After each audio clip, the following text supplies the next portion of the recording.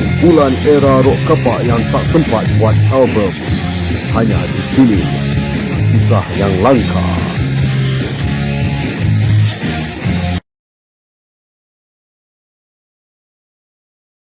BC Rockers. Apabila menyebut nama kumpulan ini pada mereka yang mengikut perkembangan muzik rock di era 80-an, tentu sudah tahu keterkaitannya dengan Hatta, kumpulan Junction dan juga album siri War 2 yang pernah diulaskan di siri ulasan rock kapak.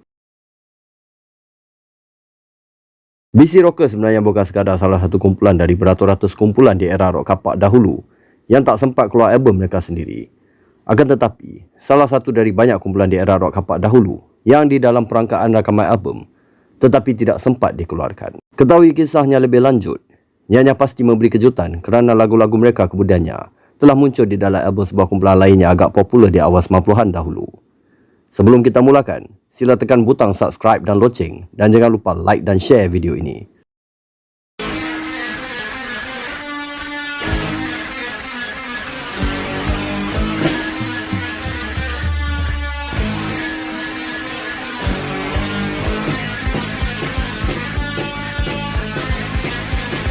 Diasaskan pada tahun 1986, BC Rockers adalah kependekan kepada nama Black City Rockers yang diinspirasikan dari nama kumpulan asal gitaris BJ iaitu Black City.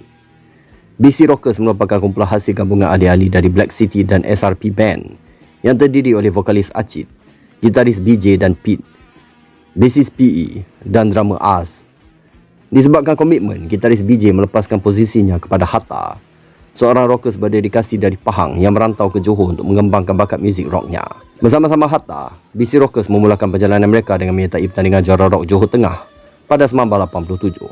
Lantas menjadi juara tempat ketiga di pertandingan tersebut.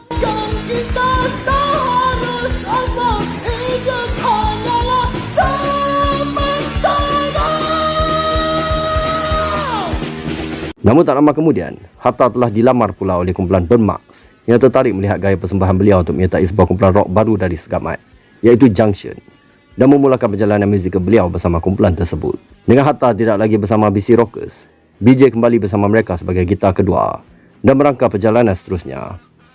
Beberapa lagu-lagu ciptaan sendiri telah dikarang pada masa ini dengan harapan mencari peluang rakaman album. Menyahut iklan pencarian artis oleh Mutiara Records dari Seremban Negeri Sembilan, BC Rockers telah bertolak ke Seremban untuk rakaman album mereka. Dua buah lagu telah dirakamkan untuk dimuatkan di dalam projek album kompilasi keluaran syarikat tersebut iaitu Borok 2 yang hinggap di pasaran pada lewat 1987.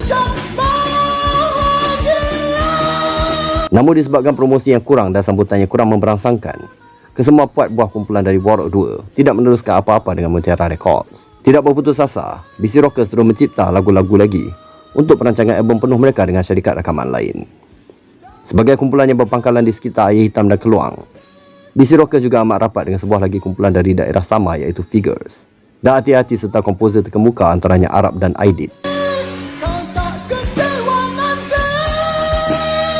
Hampir 10 lagu telah dicipta dan mereka pada masa itu telah bersedia sepenuhnya untuk rakaman album sendiri, melamar syarikat-syarikat yang berpotensi untuk mereka.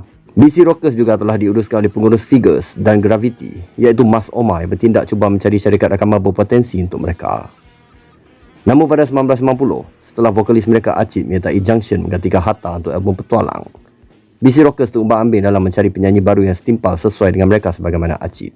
Beberapa penyanyi telah dipadankan untuk BC Rockers, antaranya Ilham, Lan, Joe dan Azri. BC Rockers juga pada masa ini bersama seorang gitaris muda yang cukup berbakat dalam penciptaan lagu iaitu Boy, dan telah merakamkan demo tape untuk dihantar ke syarikat-syarikat berpotensi. Kebanyakan lagu-lagu ini telah siap dirangkakan lengkap dengan melodi dan lirik. Antara tajuk-tajuknya Nur Asmara, Kota Kehitaman, Melodi Asmara, Wira Syaitan, dan Ya, Kasih Dirundung Mega.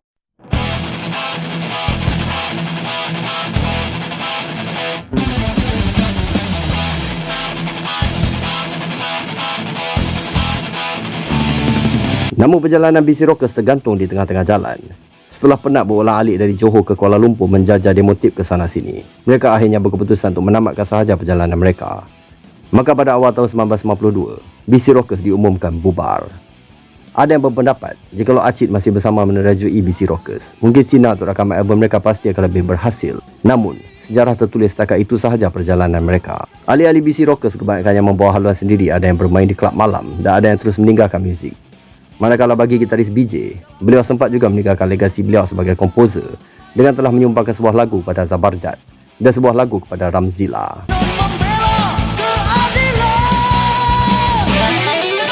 Manakala bagi gitaris Boy pula, beliau kemudiannya menyertai kumpulan Iris dan Gravity, di mana beliau membawa bersamanya lagu-lagu BC Rockers yang tidak sempat dirakamkan dahulu kepada kumpulan Gravity.